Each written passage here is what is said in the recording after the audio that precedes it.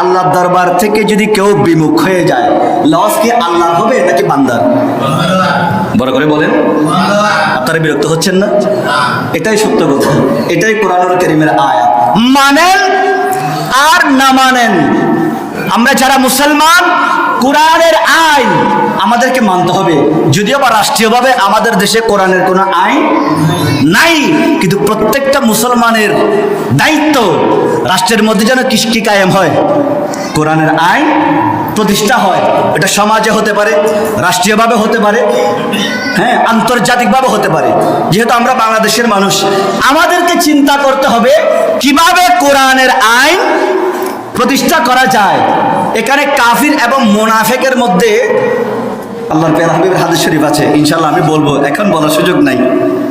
আল্লাহর কোরআনের বিধান, কোরআনের আইন সাহাবায়ে কেরাম কি করেছেন তাদের দিকে যদি একটু তাকান, আল্লাহর নবী দুনিয়া থেকে পর্দা করে ফেলেছেন, দুনিয়া থেকে চলে গেছেন, তাশরিফ নিয়েছেন, আলমে বারজাখের মধ্যে চলে গিয়েছেন। আল্লাহর নবী চলে গেছেন, সাহাবায়ে কেরাম দুনিয়াতে আছেন।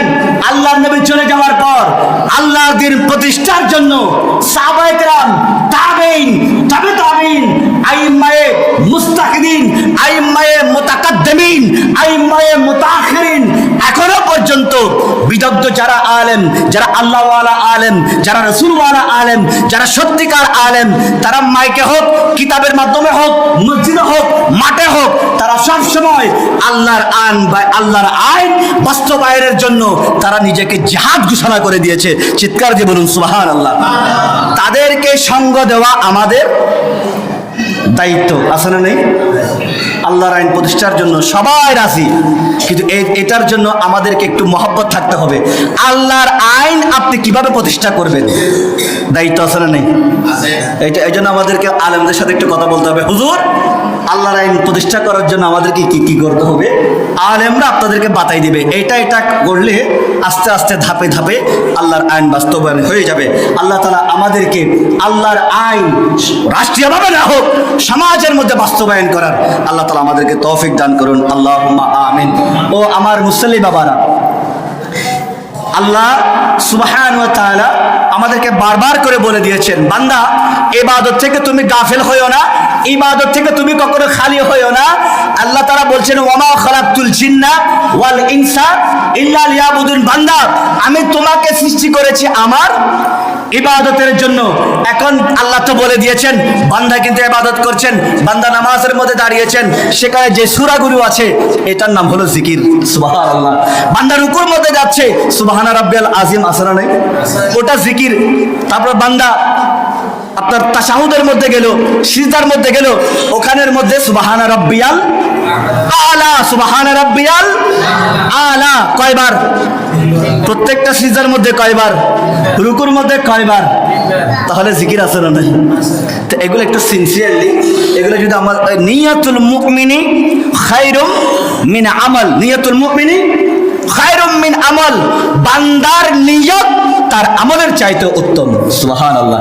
এই জন্য যখন নামাজের মধ্যে দাঁড়াবো, আল্লাহ জিকির করছি তোমার জন্য, সুবহানাল্লাহ, জিকিরের যেই সওয়াব আপনার আমলের মধ্যে লেখা হবে, তার চাইতে হাজার লক্ষ কোটি গুণ সওয়াব আপনার নিয়ত, আপনার সুন্দর চিন্তার জন্য আপনার আমল নামার মধ্যে আল্লাহ স্পেশাল করে লিখে দিবেন। তো এগুলাই হবে আমাদের জন্য কিয়ামতের হাসরের মাঠে নাজাতের ওসিলা। আল্লাহর জান্নাত তো সবাই চায়, কিন্তু আল্লাহর জান্নাত যারা যারা চায়, আল্লাহর জন্য কাজ করতে হবে, আল্লাহর ইবাদত করতে হবে। এখন আমরা যদি মোবাইল নিয়ে ব্যস্ত হয়ে যাই, দুনিয়াবি চিন্তা ভাবনা নিয়ে ব্যস্ত হয়ে যাই, জায়গা জমি নিয়ে যদি আমরা ব্যস্ত হয়ে যাই, একে অপরের সাথে বিবাদের মধ্যে যদি আমরা লিপ্ত হয়ে যাই, তাহলে আল্লাহর কাজ আমরা করার সময় পাবো? আওয়াজ বলো না, সময় পাবো? দুনিয়ার টাকা পয়সা ধন দৌলত যাই কিছু বলেন না কেন, রুটা বের হয়ে গেছে, আর কোনো দাম ওনারা হতে খেয়াল করতে লিখুন না, রু বাইরে সানের ওয়ারে আর হলো দাম নাই, তিয়াবসের দাম নাই, কিন্তু ইবাদতের দাম। মুসলমানদের আকীদা হলো এটা। সুতরাং আমরা যেভাবে পারি দিন মাযহাব মিলাতের খেদমত করব, আল্লাহর ইবাদতও করব। আল্লাহ তাআলা আমাদেরকে তৌফিক দান করুন, আল্লাহুম্মা আমিন। এখন যারা ইবাদত করে তাদের ব্যাপারে আল্লাহর প্যারা নবী বলছেন যে আল্লাহ সুবহানাহু ওয়া তাআলা একদল বান্দা এক জায়গার মধ্যে জিকির করছে, কিয়ামত সংঘটিত হওয়ার পূর্বে, আল্লাহর নবী দুনিয়ায় আসার পূর্বে এমন এমন কিছু ঘটনা ঘটেছে আল্লাহ তাআলা পছন্দ করেছেন, জিবরাইল আলাইহিস সালাম রাসূলকে জানিয়ে দিয়েছেন, রাসূল আমাদেরকে জানিয়ে দিয়েছেন। তো আল্লাহ তাআলা বলছেন কিছু বান্দা এক জায়গার মধ্যে ইবাদত করছে, কিছু বান্দা, বুখারী শরীফের হাদিস বাবারা, বুখারী শরীফ, কিছু বান্দারা এক জায়গার মধ্যে ইবাদত করছে। আল্লাহ তাআলা বলছেন ও ফেরেশতারা আমার এই বান্দারা কি করছে? তখন ফেরেশতারা বলছে আল্লাহ তোমার এই বান্দারা তোমার ইবাদতের জন্য এক জায়গার মধ্যে বসে জিকির করছে, শুধু জিকির করছে। আল্লাহ তাআলা বান্দারা কি করছে না করছে আল্লাহ তাআলা জানেন না? আওয়াজে বলুন না জানেন না? এরপরেও ফেরেশতাদেরকে জিজ্ঞেস করছেন ও আমার ফেরেশতা এরা কি করছে? ওরা বলছে আল্লাহ তারা তোমার দরবারে ইস্তেগফার করছে, জিকির করছে, তারা তোমার ভয়ে কান্নাকাটি করছে, তারা তোমার দরবারে ক্ষমা চাচ্ছে, তারা বিভিন্নভাবে জিকিরের মাধ্যমে তোমার প্রশংসা করছে, সুবহানাল্লাহ পাঠ করছে, আলহামদুলিল্লাহ পাঠ করছে, আস্তাগফিরুল্লাহ পাঠ করছে। হ্যাঁ, তারা কি এই কাজগুলো করছে? তখন আবার আল্লাহ তাআলা বলছেন তারা যখন এই কাজগুলো করছে নিশ্চয় তারা ভালো কাজ করছে। সুবহানাল্লাহ। ও আমার ফেরেশতারা তারা কি আমাকে ভয় পায়? ফেরেশতারা বলছেন হ্যাঁ আল্লাহ বালা, তারা আপনাকে ভয় পায়, তারা আপনাকে ভয় পায়, পাশাপাশি তারা আপনাকে ভালোবাসে। সুবহানাল্লাহ। ও তারা আমাকে ভয় পায়, তারা আমাকে ভালোবাসে।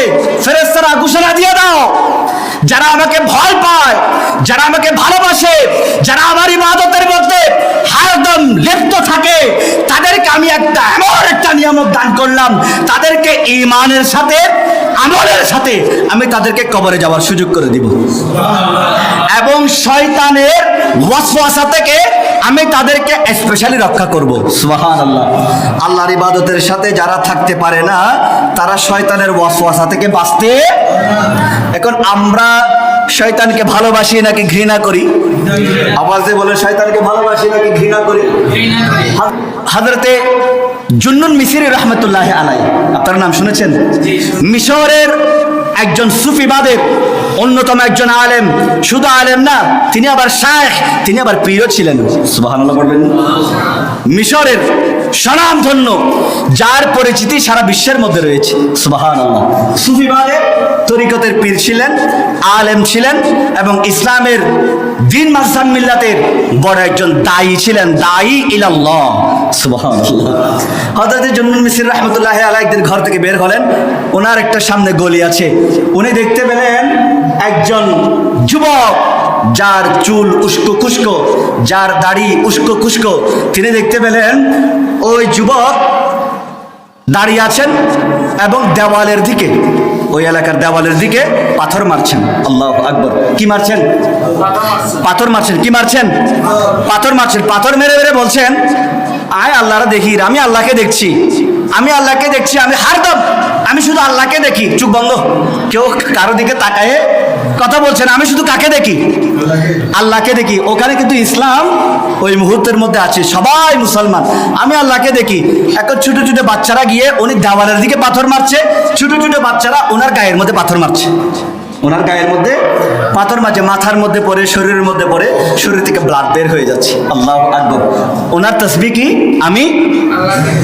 আমি আল্লাহকে দেখতে পাচ্ছি, আমি হারদম আমি আল্লাহকে দেখি, আমি শুধু আল্লাহকে দেখি, আমি আল্লাহ ছাড়া আর কাউরে দেখি না, আমি শুধু আল্লাহকে দেখি। জুন্নুন মিসরি রাহমাতুল্লাহি আলাইহি দেখতে পেলেন ছোট বাচ্চারা ওনাকে পাথর মারছে এবং বলছে ইনি পাগল, ইনি পাগল, ইনি ইবে ফল, ইবে কি ফল। জুন্নুন মিসরি রাহমাতুল্লাহি আলাইহি ওনার সামনে গেলেন, বাচ্চাদেরকে সরাই দিলেন, তোমরা ওনাকে পাথর মারিও না, এবং ওনাকে গিয়ে জিজ্ঞেস করলেন ও যুবক তুমি বলছো তুমি আল্লাহকে দেখতে পাও এবং বাচ্চারা তোমাকে পাথর মারছে, তোমার কি কষ্ট হচ্ছে না? তোমার কি কষ্ট হচ্ছে না? উনি বলছেন না না আমার তো কোনো কষ্ট নাই, কারণ আমি তো সবসময় আল্লাহকে দেখি। সুবহানাল্লাহ। আর দিলবুত তো নাই, আর দিলবুত তো খোদা রসুল কিচ্ছু নাই, এদের হতাই না, আর ভিতর আসর করতো না। আমি সবসময় কাকে দেখি? আল্লাহকে দেখি। তখন বলতে লাগলেন তুমি সবসময় আল্লাহকে দেখো, তো তুমি কিভাবে আল্লাহকে দেখো? তুমি কিভাবে আল্লাহকে দেখো? আল্লাহকে দেখার জন্য কি করতে হয়?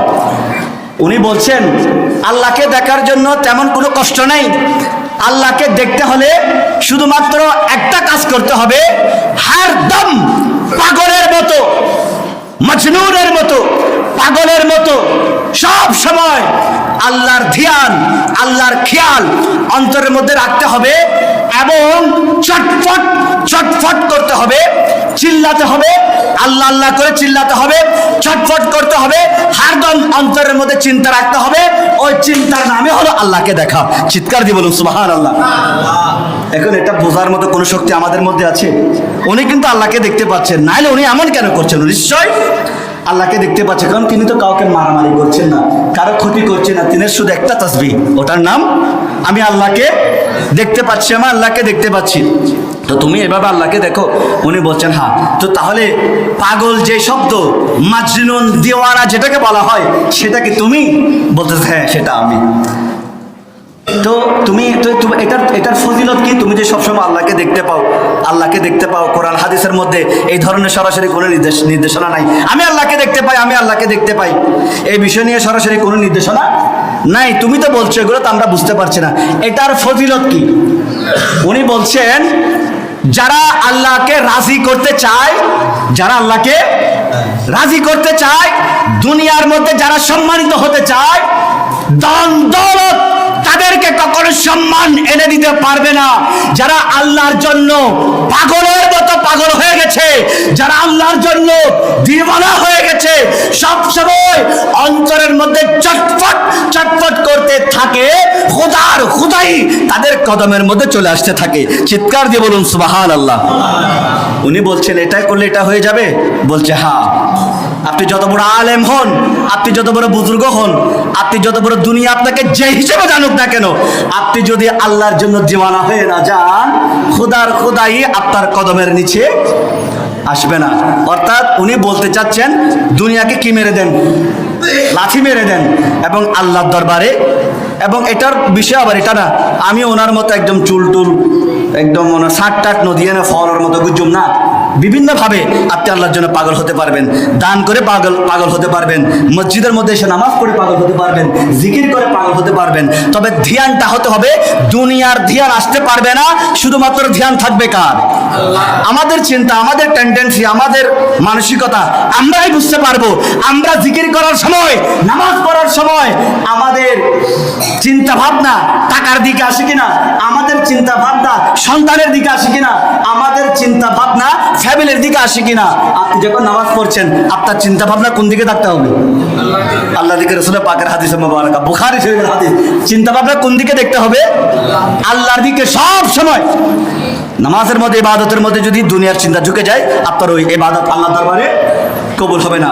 আল্লাহ তাআলা আমাদেরকে নামাজের মধ্যে শায়িত অবস্থায় ঘুমানোর আগ পর্যন্ত আমাদেরকে আল্লাহ জিকিরের মধ্যে রত থাকার আল্লাহ তাআলা আমাদেরকে তৌফিক দান করুন। আল্লাহুম্মা আমিন।